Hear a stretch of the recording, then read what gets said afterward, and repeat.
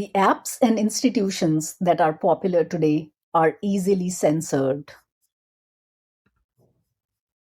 This happens a lot, and because of the way systems are built today, it is easy to shut down anything. You just need to be powerful enough. What if you had apps and financial institutions that were not controlled by one single entity? No government or authority in the world could decide to shut it down. This is where blockchain comes in. What is blockchain? A blockchain simply is a public database. Blockchain is a way to permanently store records on the internet which is not owned by one particular organization or authority or a government. Many computers in the world choose to be part of this network, and that's the reason it is not owned by one particular organization or authority. Bitcoin is one example of a financial system built on blockchain. Understanding how blockchain works is essential to learning Ethereum and its currency, Ether.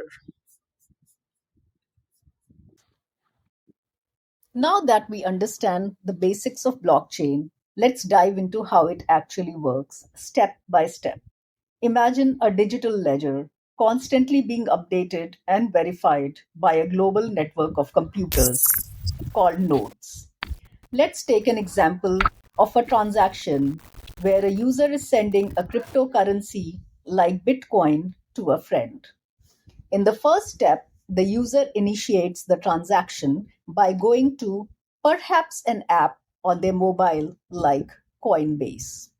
This request to transfer the money is broadcast to all the nodes in Bitcoin's network. In the second step, a new block is formed containing the transaction details. Think of it as a new page in our digital ledger. In the third step, the newly created block is sent to all computers in this blockchain's network. The fourth step is for verifying the transaction in the block. Each node in the network independently verifies the transactions within that block. They check if the sender has sufficient funds, if the transaction is valid, and so on.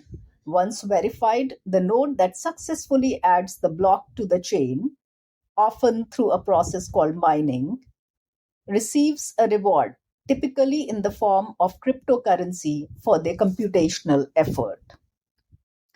In step 5, after verification, the new block is linked to the previous block, forming an unbreakable chain.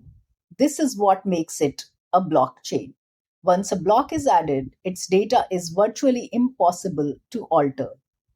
Finally, with the block added to the blockchain and verified by the network, the transaction is considered complete and permanent.